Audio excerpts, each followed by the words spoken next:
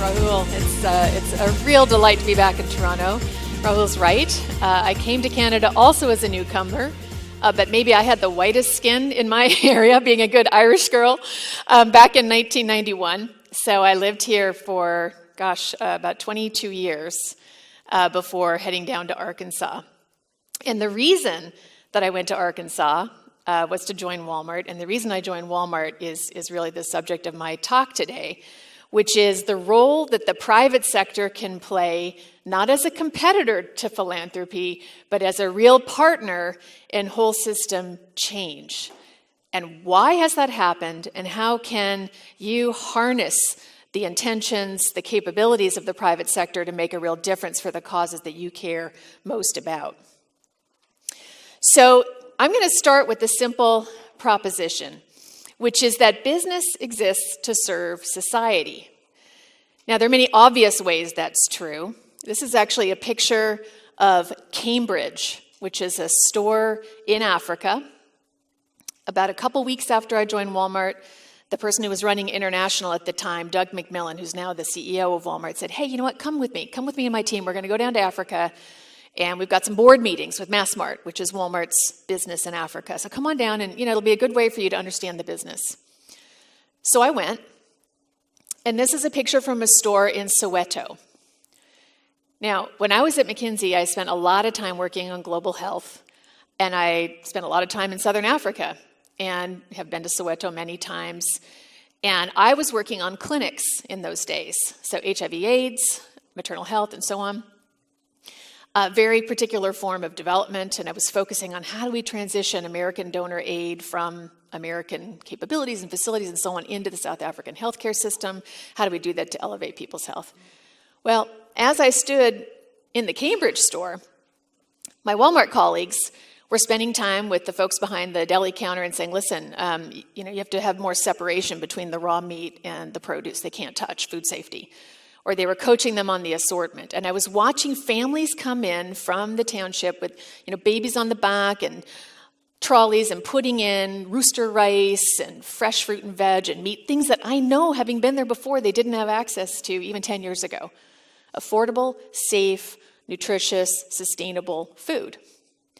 And Walmart has stores in 10,000 communities around the world. So Africa, China, India, Latin America.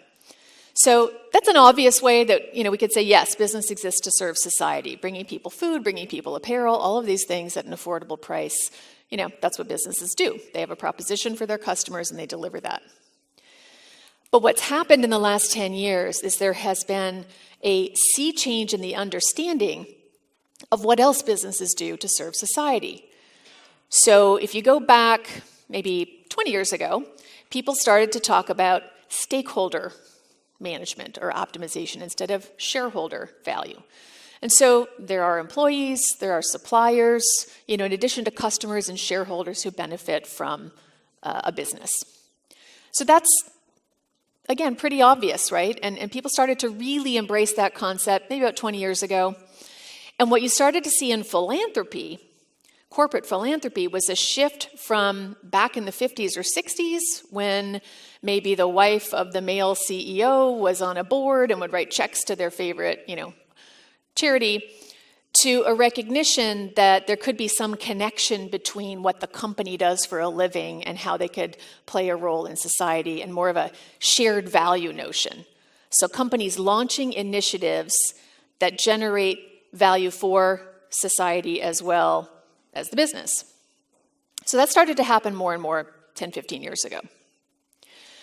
What's starting to happen now is that people are appreciating the interrelationship between the significant environmental issues we face on this planet. We had that great video from Chris Hadfield. Rahul, thanks for showing that. Social issues and markets. And realizing that these are inseparable, and that actually we're at a point in our society where what we need is whole system transformation if we're going to come out the other side as a society whole in terms of our social, environmental, and economic situation. And leading companies are now going beyond shared value to consider how can they use their assets to strengthen the systems that they rely on. That's a totally different mindset. So it's saying, well, what do we care about? We care about climate. We care about natural capital. Why? Because as a retailer, we actually need to have a future supply of palm oil, or we need to have communities, our 10,000 communities around the world. Many of them are in incredibly vulnerable locations due to climate change.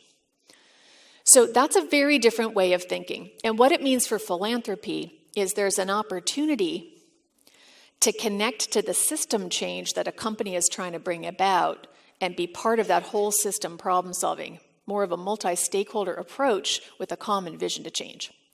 So what I'm going to talk about today is two things. One, how does a company set its agenda in this arena?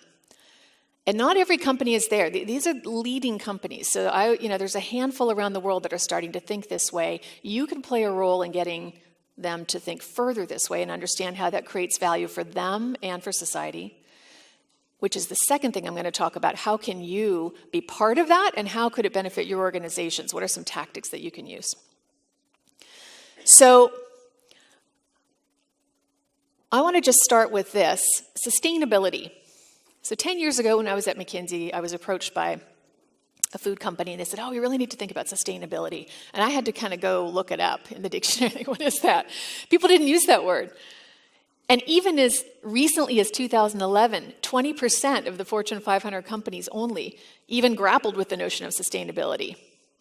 By 2014, 75% of Fortune 500 companies have a sustainability report, which doesn't mean they're all doing great things, but they're at least considering it and talking to their stakeholders about what they're doing. That is a massive change. So how does a company that's at the forefront of this way of thinking establish the agenda? The core idea is that there is an overlap between value for society and value for business. And value for business writ large. That means for the customers, the suppliers, the communities, as well as the shareholders, not just the shareholders. So, how do they go about it? Well, the first thing is, if I take Walmart as an example, we start with figuring out what are the issues that are most relevant to the long-term value creation of our business. Now, I'm going to show you a super busy chart, and I'm sorry, this is the only one that I have that's like that. But this is how we do it. So we say, okay, there's three things that we really care about thematically. One is sustainability, and by that we mean environmental and social, of our supply chains. Because at the end of the day, all we are is a supply chain business. We take products from wherever they come from, work with people to make them, and then we get them to people who need to use them. So what happens all along that chain? What are the social issues? What are the environmental issues? Is that a system where people are thriving and therefore can do more of that activity in the future? Or are there some significant issues that would challenge the viability of those chains? So that's the first. And you can see the kinds of things we're looking at: climate change, natural capital, waste. We're trying to get to a circular economy. We're a retailer. We sell a lot of stuff. What happens to that stuff when people are done using it? Does it just go in the dump? That's not going to work. So how do we close the loop? So you can see the kinds of things we're concerned with there. And I'll talk about some of these. Opportunity, economic opportunity. So we have jobs and we have purchase orders. Those are two incredible assets to create economic opportunity. So for jobs, how do we create not only an employment opportunity for someone, but inclusive economic mobility where they can come and really move up quickly in the workforce? And in terms of purchase order, if you think about that as an investable asset, that was one of the big insights of the development community in the last 10 years, is that if you're USAID or CETA, you have a certain budget, right? You can spend $6 billion a year on HIV/AIDS. Well, at Walmart, we have over $300 billion worth of purchase orders that we can choose to invest or not in different countries, different providers, different manufacturers, farmers, smallholders. So how can we use the purchase order as an asset to develop marginalized communities, whether it's people of color or low-income communities or women, disabled, and so on. So we think actively about that and have programs around that, and I'll talk about some of those. And then finally, resilience of communities. So at the end of the day, our customers live in communities, 10,000 of them around the world. How resilient are those communities to disaster? And how cohesive are those communities socially? So we consider these issues and we look at what are the societal challenges, what are the relevant business implications, and then what is it that our stakeholders want us to do?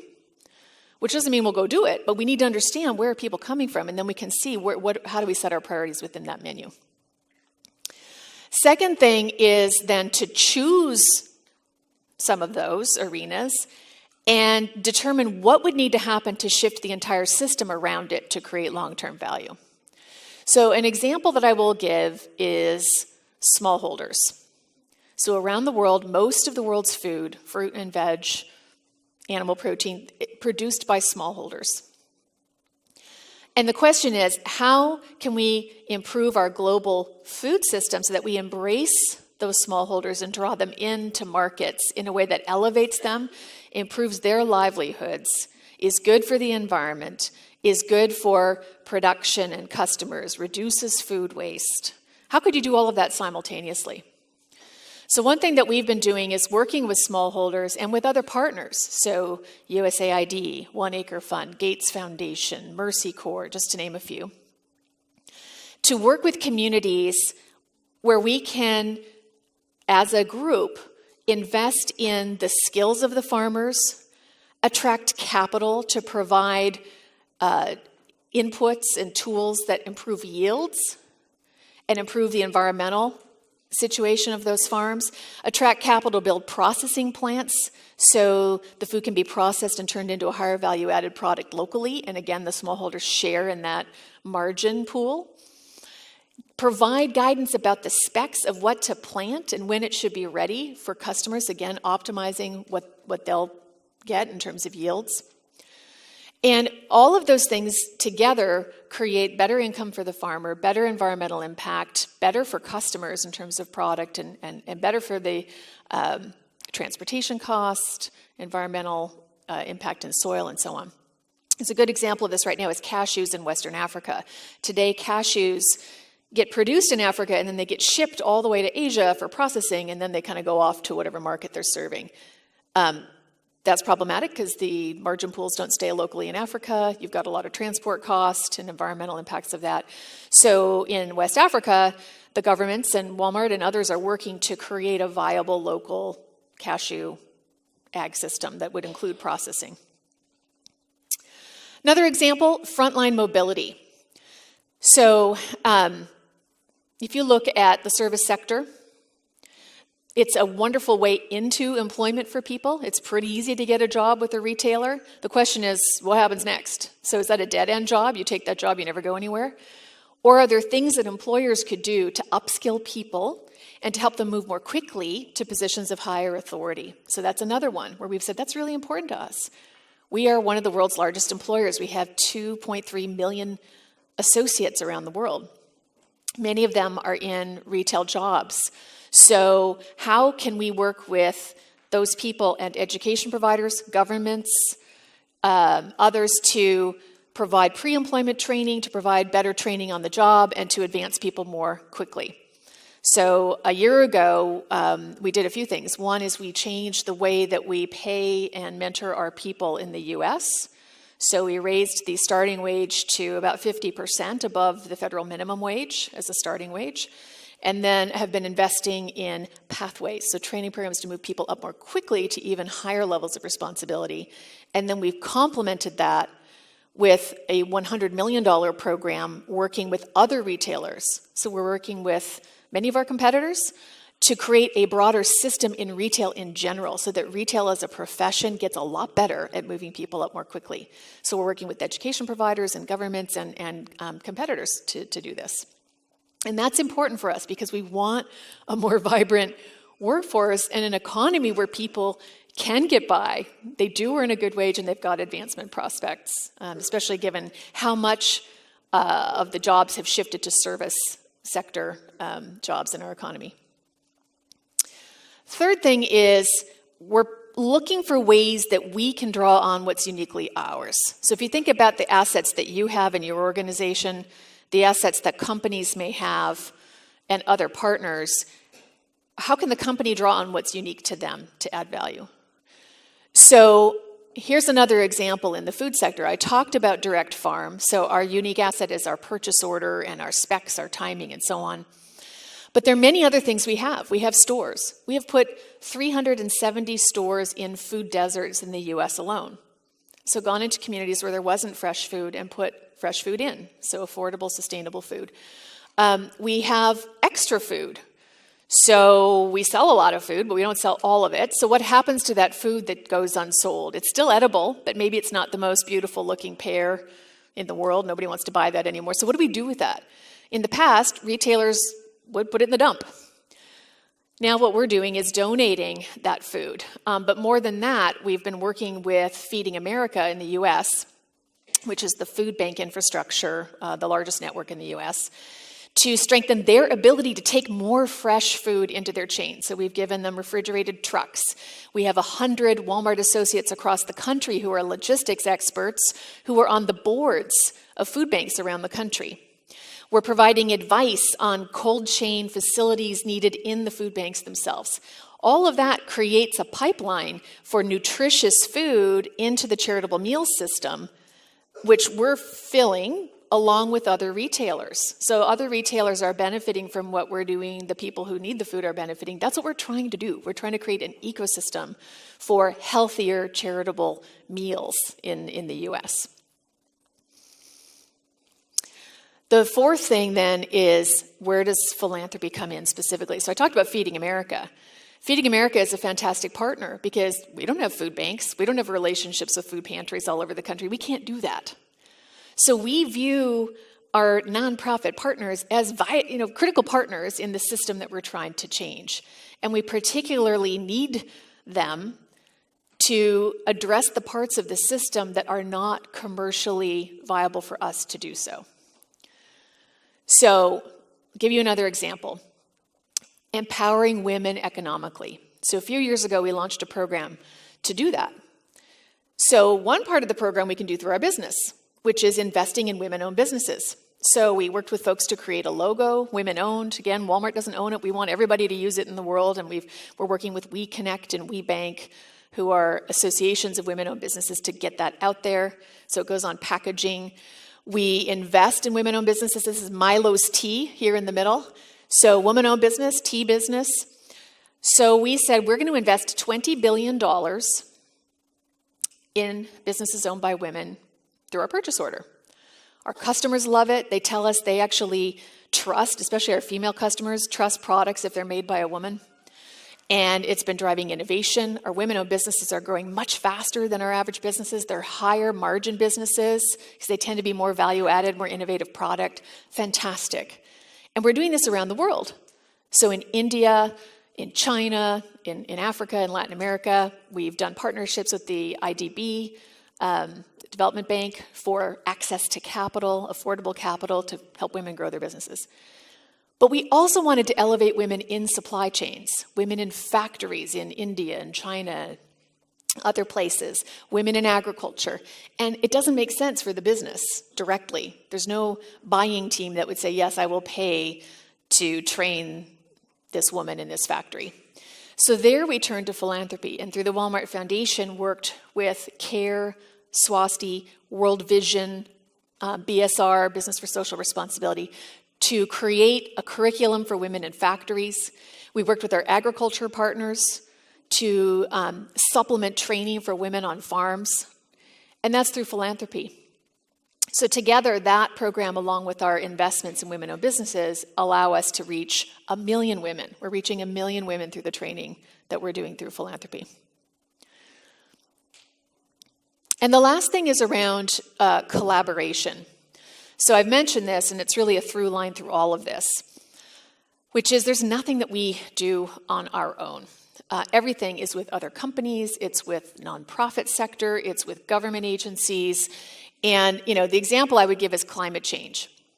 So we're very concerned about emissions and rising temperatures. It affects our 300 million customers around the world quite severely. It's going to affect our supply chains. And we have been loud and vocal proponents of the idea that you can decouple economic growth from growth in emissions. So there are a number of things we've been doing. We're working in our own operations, obviously, around energy efficiency and renewable energy. We're the largest generator of renewable energy on site in America. We have pretty massive purchasing agreements for renewable energy across the world. So we're at about 26% now globally of our energy coming from renewable sources, and we want to get to 100. We've reduced our energy intensity by about 10% across all of our plants. So that's great. That's our own operations, but that's this much of our true impact. Our impact on emissions is upstream and downstream. So it's in agriculture, it's in factories, and then downstream, it's consumer consumption.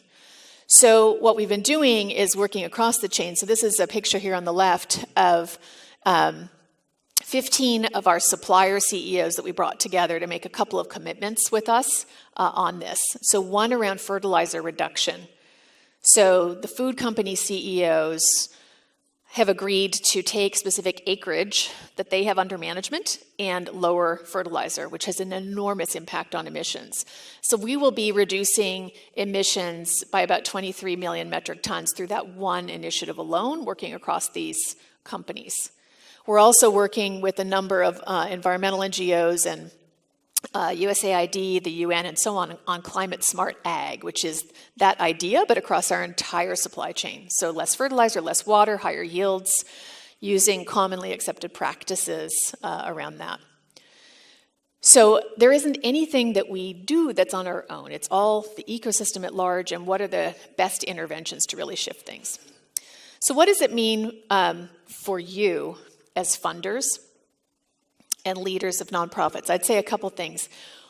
One of the things that we find challenging is when someone comes to us with a fully baked idea based on their organization.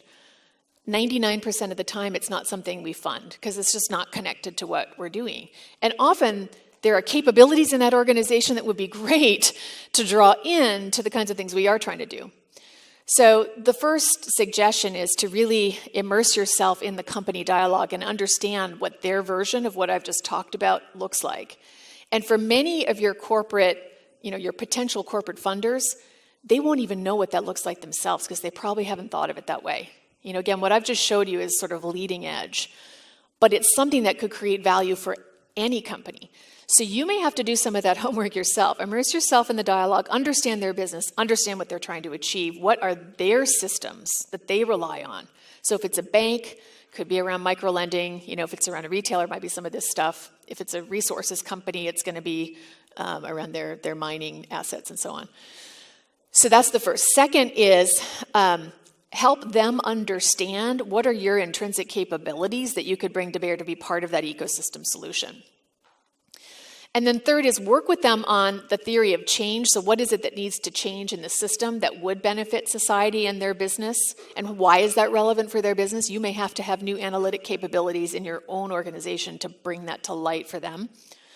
And then work with them on what is a compelling role for that company. And why would that be good for their reputation, their customer trust, their margins, their cost structure, their competitive advantage, any of those things. Could be intangible, could be tangible value. And then finally, once you do agree to work with them and they're funding you, obviously you have to deliver the impact. But as importantly, the learning around how the system is evolving and what you could do differently together with others to accelerate the impact. It's been my pleasure to be with you here today. Thanks for letting me come back to Toronto and spend some time with you.